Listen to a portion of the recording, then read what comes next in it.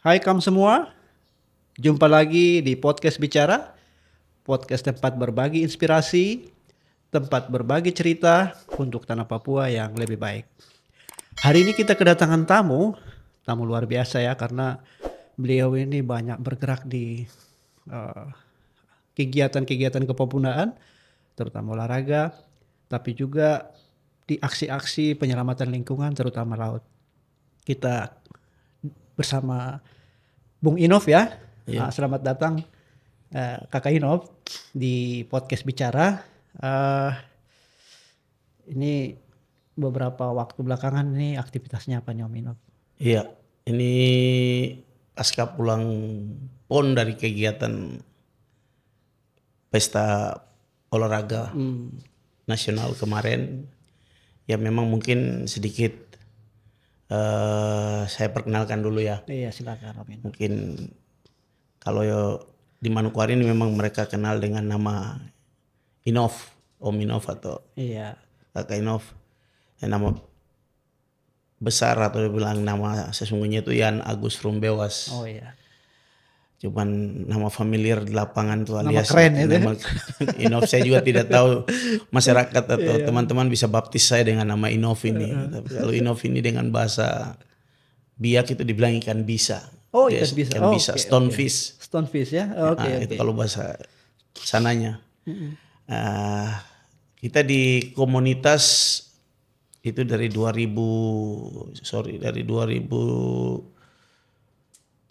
10 itu sudah berjalan komunitas. Cuman waktu di komunitas anak air itu kita lebih cenderung ke pembinaan usia dini.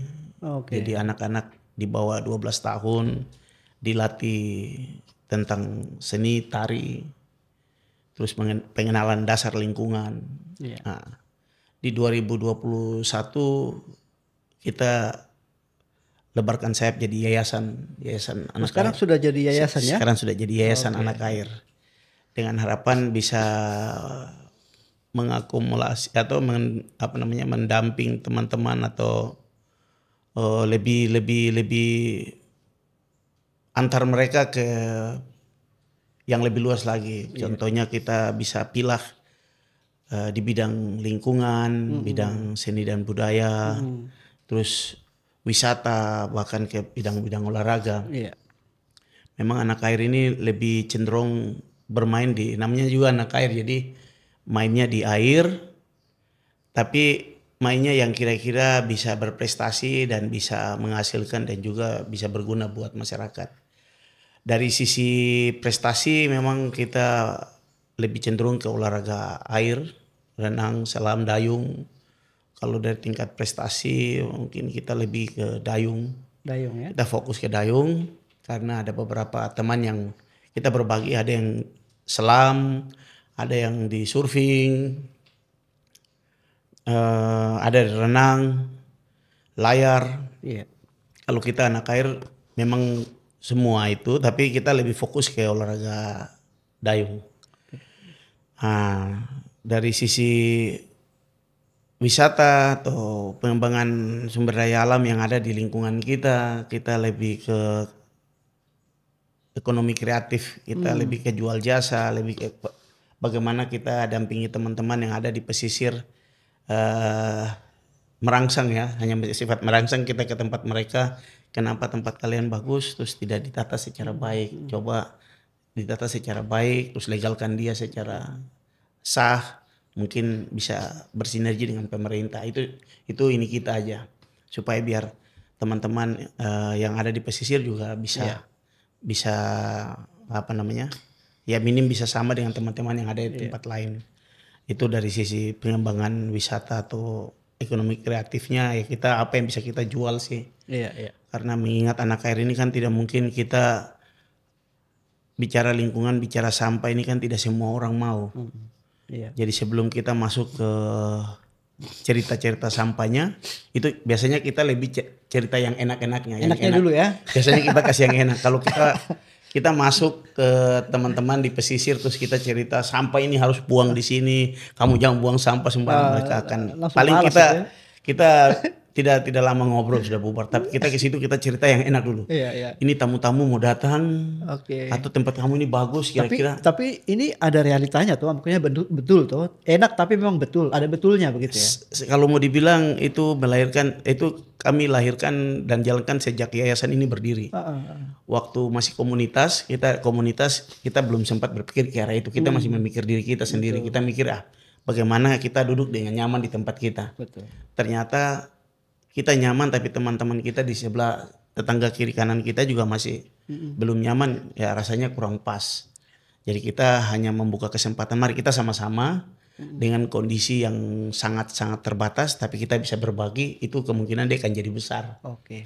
Nah, makanya kita coba dari sisi pengembangan wisatanya, kita lihat olahraga kita di bidang olahraga, dayung ini ada olahraga prestasi, ada olahraga rekreasi. Nah, berarti yang olahraga rekreasi kita bisa masuk. Jadi ya kita ke tempatnya dia. Kalau kita cerita olahraga prestasi mungkin susah karena dia bayangin perahu yang untuk prestasi ini sangat-sangat stabilitasnya sangat tinggi, bentuknya saja sudah racing sekali. Wah, jangankan naik yang begini, lihat dia perahunya ngapung saja saya sudah tidak mungkin mau.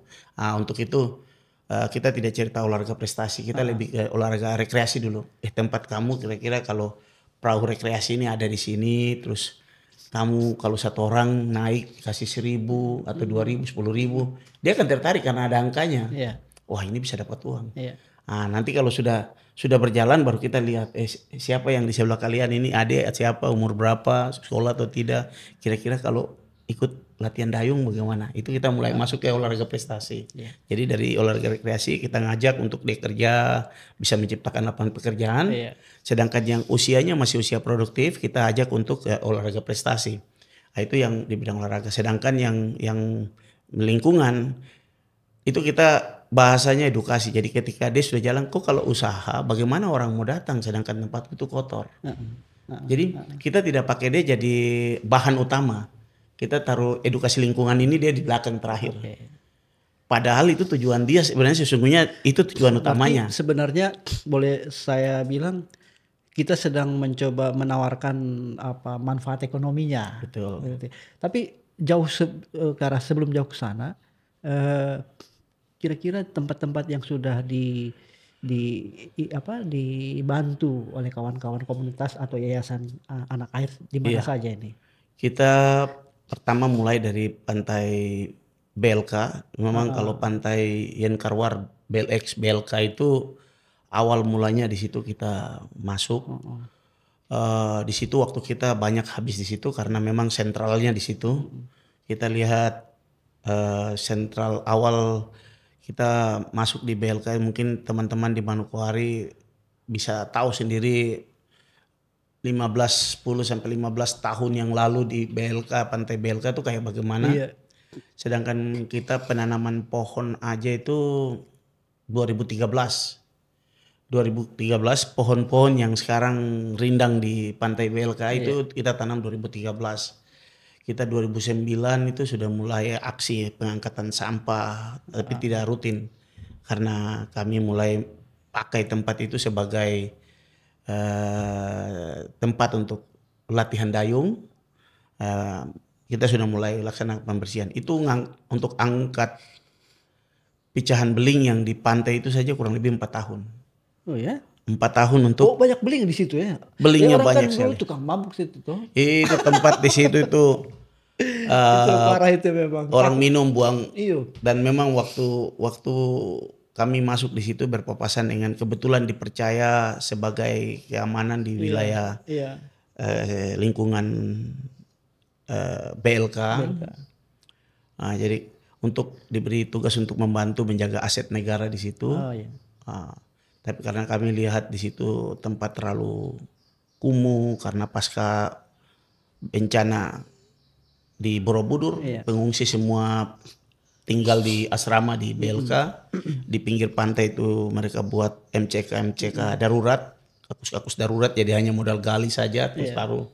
Itu luar biasa kotor sekali, perahu-perahu, jadi sampah. Di situ kami mulai masuk, coba mulai olah dia ini di dalam kota. Saya kira kalau terus beberapa program teman-teman NGO lain yang masuk dengan program-program seperti polisi masyarakat dan bagaimana penanganan angka kriminal di wilayah Sanggeng. Jadi kami berpikir coba kami ciptakan lapangan atau kami ciptakan ruang bersama gitu. Jadi BLK ini coba kami bersihkan, bikin dia jadi satu tempat rekreasi untuk keluarga. Mungkin dia akan mengurangi, tidak menghilangi, tapi dia mengurangi angka kejahatan itu atau tindakan kriminal itu. Contohnya seperti mungkin teman-teman yang capek kerja di rumah, mungkin dengan kepadatan kerja, kepadatan di rumah tangga juga banyak satu rumah itu bisa 2 sampai 3 kakak, itu kan bikin stres juga. Dengan daripada stres mendingan pergi duduk di pantai BLK dengan pohon yang rindang, pasir putih. Akhirnya fresh lagi, bisa mandi di laut. Dan kita rutin di komunitas, waktu komunitas itu pengangkatan sampah itu, sampah memang berat sekali karena pasar kita, pasar tingkat itu kan di pinggir tepian pantai. Terus pasar ikan pun di pinggir pantai. Dan tingkat kesadaran masyarakat untuk membuang sampah itu kan masih belum. Nah, untuk itu kita rutin kampanye. Sampai terkenal kita di komunitas saat itu dibilang sapu-sapu laut. Sapu-sapu laut itu kita jadwalkan setiap hari Sabtu minggu terakhir. Kita turun sapu-sapu laut. Saya waktu itu tidak bilang turun angkat sampah, tidak.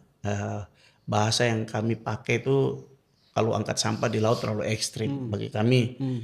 Nanti tidak ada yang ikut kita. Jadi bahasanya anak air tuh tur Teluk Sawaibu. Kita siapkan BBM, kita hubungi teman-teman penggiat lingkungan, teman-teman komunitas yang lain, mari kita jalan-jalan yuk di laut. Nah, kita ajak mereka jalan tur Teluk Sawaibu gratis. Nah, kami dengan perahu-perahunya kami, kita iring-iringan, nanti yang perahu-perahu untuk yang besar itu kita gandeng. Jadi sambil mereka nikmati Teluk Sawaibu. Tapi sambil pungut sampah kah? Sambil pungut sampah. Jadi sambil jalan itu kita di perahu sudah taruh serokan-serokan. Jadi kita tidak sampaikan, nanti pas saat mau naik, briefing terakhir setelah pengarah untuk nanti turun, baru kita sampaikan bahwa di perahu itu ada serokan-serokan.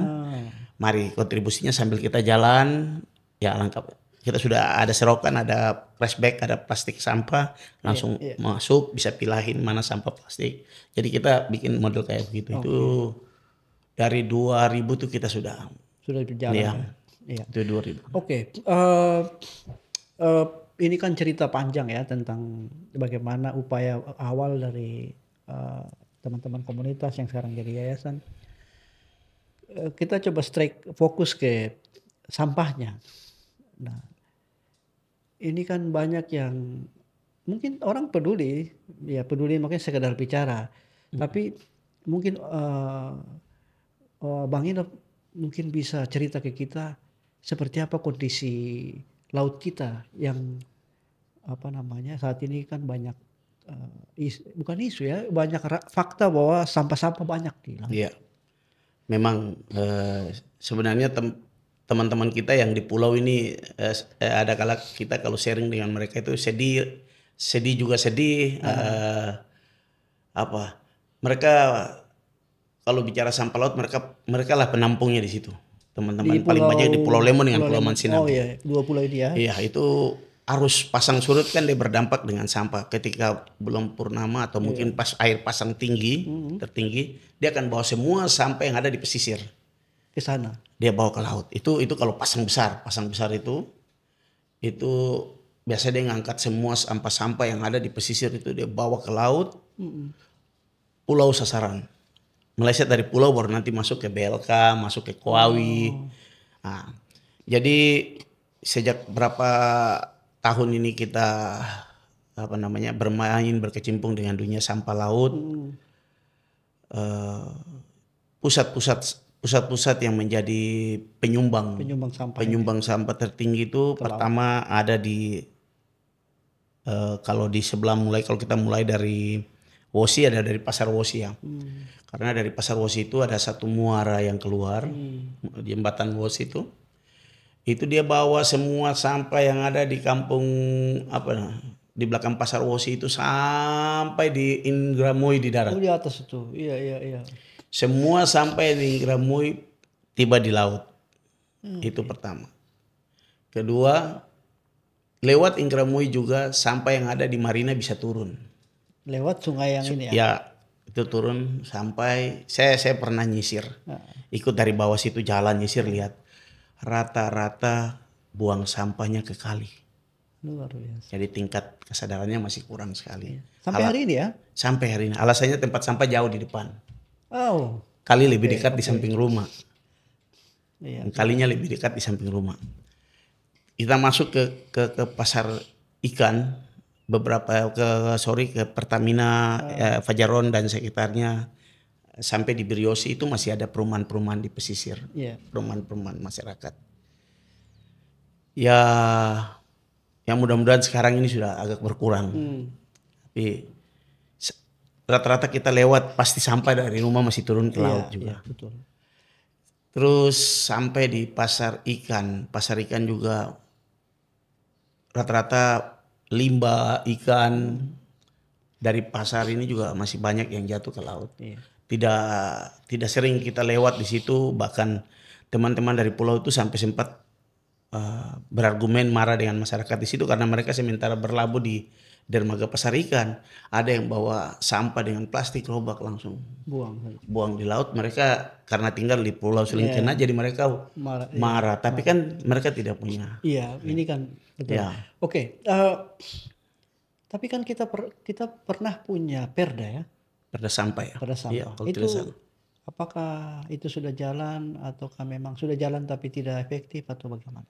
Iya, kalau terkait dengan perda, saya kira memang dari Bupati Salaba itu sudah digembor-gemborkan lah ya. Sejak almarhum Bupati Salaba itu teman-teman LSM, Jo yang buat petisi untuk desak harus ada perda sampah itu di Manokwari. Saya tidak tahu apakah itu sudah menjadi satu perda atau belum. Tapi kalau yang saya lihat sampai dengan hari ini itu permasalahannya di penegakannya. Penegakannya. Karena penegakan kita ya contohnya gini, siapa yang berani tindak orang buang sampah sembarang? Iya. Hari ini kita jangankan di laut, di darat kita dengan kendaraan bermotor atau mobil aja masih ada orang yang pakai mobil motor masih di jalan raya makan sisa makanan atau apa masih buang sembarang saja begitu di jalan. Ini pengalaman saya ini Pak Inov, ini di depan rumah saya ini kan atau depan kantor ini kan orang lalu lalang ya. Itu tiap hari itu ada saja orang buang sampah begitu saja dan ya memang tadi kesadaran mungkin ya yang masih sangat kurang. Tapi perdanya sendiri Om Inov belum tahu ya ini sejauh mana dia. Saya sendiri belum sampai. Kalau kita di laut memang undang-undang 3-4 tahun yang lalu ada peralihan dari kabupaten ke provinsi nih yang tanggung jawab di laut ini. Undang-undang berapa? Undang-undang KKP itu. Ya itu kita biasa koordinasi dengan teman-teman di DLH kabupaten. Begitu geser ke provinsi kita bingung mau dengan siapa lagi. Nah, kalau kita mau lapor sampah laut nanti kamu ini yang darat saja belum diselesaikan. Sudah laut lagi.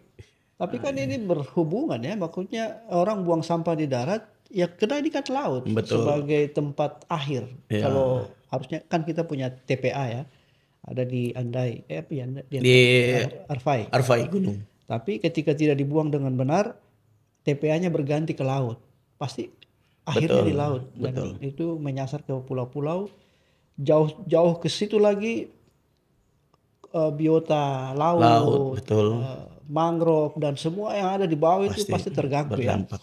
Ya. Iya. Oke. Kira-kira menurut Om Inov dan komunitas, kira-kira apa yang perlu dilakukan untuk ini segera bisa, ya mungkin tidak bisa selesaikan cepat ya, tapi untuk pelan-pelan kita mengubah ini. Iya. Kalau dari kita berapa tahun ini dan sudah beberapa kali kami memberi saran buat pemerintah daerah lewat instansi-instansi terkait. Yang pertama memang tingkat kesadaran masyarakat ya. Yang pertama mungkin tingkat kesadaran masyarakat. Yang kedua itu setiap selokan ataupun kali parit yang mengarah ke laut Iya. itu ada penyaringnya. Itu harus ada penyaringnya. Oh, di got-got itu ya? Ya, di got-got itu parit-parit, got, bahkan kali itu harus ada penyaring. Minim ada pintu air di situ yang mengatur. Iya, iya. Jadi dia terkumpul di situ dulu. Mungkin pintu airnya buka kecil, kalau hujan baru bukanya besar. Jadi kecil untuk air itu, jadi sampah-sampah itu bisa terkumpul di situ, bisa angkat. Saya kira dua faktor ini yang penting. Om Inop, tapi ini kan soal penanggulangan toh. Tapi pencegahannya yang mungkin menurut Om Inop masih kurang ya. Makanya tadi kesadaran, edukasi. Ya. Saya kira dari rumah ya, mulai dari rumah kita masing-masing ya. Tingkat kesadaran, terus tempat kumpul massa terbesar yaitu kita di sini saya kira yang paling cepat itu tempat-tempat ibadah. Iya, iya. Ya, coba pemerintah dengan tingkat macam klasis atau sinode, atau kalau sini mayoritas Kristen ya mungkin di situ itu mereka komunikasi supaya ada himbauan di gereja, setiap gereja-gereja atau masjid, rumah-rumah ibadah itu ada himbauan terkait dengan sampah. Iya. Kita lihat sedikit sekali tempat-tempat ibadah juga, sedikit sekali mereka ada tempat sampah. Sedangkan di situ tempat kumpul masyarakat paling banyak juga tiap minggu. Ada kala tingkat kesadaran orang itu pulang ibadah, tapi mereka tidak buang sampah di tempat sampah. Ada bekas permen, bekas apa itu ada ditaruh di bawah kursi, ada yang bawa asal buang empty keluar pintu. Betul. Nah, air ini akan bawa dia ke tempat yang rendah, terkumpul di situ, saluran-saluran tersumbat, dan itu yang terjadi sekarang di Kota Manokwari. Kita lihat di saluran-saluran got itu plastik semua sampah yang terkumpul yang tidak lolos ke laut. Iya. Yang itu belum lolos ke laut. Itu tidak lolos ke laut karena seleksi. Iya. Nah, itu jadi kalau saya kira mungkin itu tingkat itu dari rumah, terus tempat-tempat ibadah, sekolah, kantor-kantor. Nah, itu.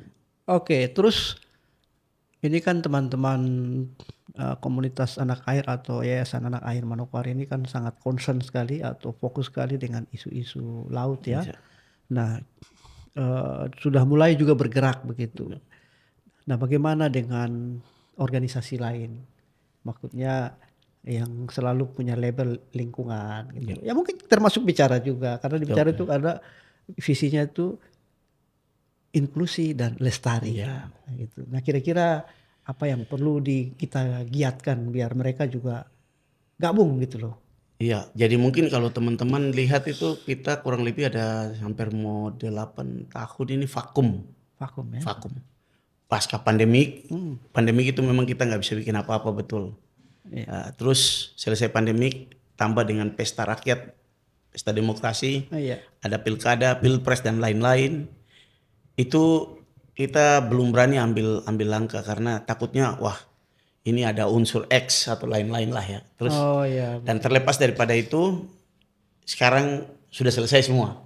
Makanya anak air mulai berteriak lagi. Momen yang kita pakai pas sebenarnya tanggal 5 Juni ini kan Hari Lingkungan Hidup Sedunia yang nanti hari hanya itu dilaksanakan di Korea kalau tidak salah.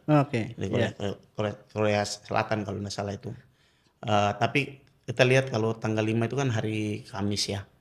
Itu hari kerja mungkin agak tidak begitu leluasa. Kita cari waktu yang pas. Waktu yang pas itu tanggal 31 Mei. 31 Mei itu hari Sabtu. Itu rentetan libur panjang. Biar teman-teman itu tutup dengan yoker lah istilahnya. Selesai libur panjang kita di laut sekalian langsung fresh masuk. Jadi kita cari momen yang pas. Itu tanggal 31 kita coba untuk kembalikan lagi teman-teman, kasih bangun teman-teman yang tidur pasca libur panjang ini ya. Libur pandemik, libur pilkada, pilpres dan lain-lain, bangun. Sudah waktunya bangun dengan konsep masing-masing lagi. Kita kembali. Oke, kebetulan anak air yang punya konsep ini, kita main di laut ya supaya teman-teman itu bisa kembali aktif lagi. Kami dihubungi sama teman-teman begitu kami lempar di media. Heeh. Teman-teman yang daftar sampai dengan hari ini ada sekitar 46 komunitas yang sudah, Luar biasa banyak. dan kami bagikan form untuk mereka isi supaya langsung sekaligus terdaftar resmi. Terus kemarin hari Sabtu kemarin kami kumpul, memang tidak semua hadir, tapi sebagian besar ada sekitar 30 komunitas yang hadir mewakili. Oke. Ini karena gerakan spontanitas, tanpa embel-embel, tanpa dukungan, dan itu belum masuk di Belum ada program pemerintah. tidak ada sponsorship ya. Kita hanya baru todong-todong saja, ini beli minum, ini. Nah, memang kita minta rekomendasi dari pemerintah daerah, tapi memang karena belum masuk dalam program kerjanya, tapi kita hanya izin penggunaan nama lingkungan hidupnya itu karena. Ini nanti kegiatannya bentuknya apa dan di mana begitu Om Eno? Mungkin bisa biar teman-teman di luar sana tahu. Iya, jadi memang kegiatannya ini kalau bahasanya anak air itu tur Teluk Sawaibu. Jadi kalau orang dengar tur itu pasti jalan-jalan. Tapi yang angkat sampah itu sudah wajib. Ya sebenarnya itu angkat sampah. Iya, iya. Nah, jadi bahasanya anak air kita tur Teluk Sawaibu. Berarti nama kampanyenya tur Teluk Sawaibu. Nah, edukasinya itu angkat sampah. Edukasi penyadarannya itu angkat sampah. Ya, dibungkus begitu Pak. Nah, sebenarnya angkat sampah di Teluk Sawaibu, edukasinya naik perahu jalan-jalan. Tapi kita balik dia kan, biar enak dengarnya. Wah, ini kita tur ini sudah sekian lama libur. Ini siapa yang mau ajak naik perahu gratis putar-putar di Teluk Sawaibu, lihat latar belakang, bisa selfie, bisa sambil rekreasi. Oh, ternyata di belakang Pasar Ikan kayak begini, di belakang Arkuki kayak begini, Wirsi kayak begini, Borobudur. Ya, biar teman-teman lihat, dan endingnya nanti kita finish di Pasir Putih. Ya, di sana juga mungkin mudah-mudahan kalau teman-teman dari sekolah budaya atau dari Kipas Budaya, mereka mungkin nanti ada bantu dengan sound musik di sana. Terus teman-teman dari Maraton 25 senam-senam, mereka senam-senam di pantai juga ada isi-isi acara. Berarti rame nih ya. Tanggal 31 Mei. Itu jadi masing-masing komunitas silakan deh tampilkan apa yang kau mau bikin. Apa yang kau punya gitu ya. Kampanyenya juga artinya kita jalan juga, kau mau orasi kah, kau mau bawa kau punya baliho sendiri, tulis di situ logomu, terserah. Tidak ada larangan, tidak boleh berpakaian, tidak. Mungkin satu saja aturan yang tidak boleh, jangan nyampah gitu Pak. Iya. Kemungkinan kita itu satu, kita tidak siapkan minum botol, mungkin bawa tumbler masing-masing, kita hanya siap air kemasan isi ulang. Iya, betul. Nanti teman-teman tinggal isi tumblernya kalau perlu. Itu juga budaya membudayakan ya untuk. Om Andi, kita kemarin juga bingung sampai makanya teman-teman ini kita makan, kalau kita ambil makan satu-satu komunitas dia bawa makan, 40 komunitas bawa makan, bingung kumpul sisa makanannya nanti. Betul. Kita bungkus kalau pakai box, waduh sama saja kita sampah lagi. Kita tidak makan, orang kelaparan. Ya sudah, ya ambil keputusan kita nasi bungkus saja. Nasi bungkus, kertas daun pisang. Daun pisang kan aman kan? Ya. Jadi memudahkan. Padahal tadinya teman-teman minta untuk kebersamaan, masing-masing komunitas itu bawa masing-masing. Sampai saya sempat bilang kalau bisa tidak bawa nasi, tidak bawa mie, tidak bawa tahu tempe, yang boleh dibawa tuh hanya pisang, menu-menu tradisional lokal, makanan lokal itu yang harus dibawa. Ya kita mau sampai ke arah situ, cuman pikir lagi kalau seandainya kita ke sana baru gelar, nanti mungkin agak kelabakan karena takut meludak teman-teman. Ini kan hari libur terakhir. Terlepas daripada kita angkat sampah itu, tapi teman-teman pakai sebagai waktu rekreasi dengan keluarga juga bisa, karena kita sarankan kendaraan semua nanti ditaruh di Pasir Putih, mungkin perwakilan berapa saja yang naik. Kita kampanye dengan harapan kampanye kita itu sambil angkat sampah, sekaligus kita sama-sama lihat ternyata sampah di laut kita sudah kayak bagaimana. Terus kita himbaukan ke pemerintah bahkan swasta yang terlibat langsung dengan laut, supaya lebih aktif peduli juga, tidak tutup mata. Terlepas daripada kesadaran masyarakat, tapi mereka punya kewajiban juga kewajiban juga untuk bantu. Ya itu yang kita sarankan ke ke masyarakat. terkait dengan kegiatan-kegiatan, karena kami juga ada teman-teman dari surfing, dari Manokwari Water Sport Iya. yang sifatnya olahraga, dari Yen Babos standing paddle. Iya.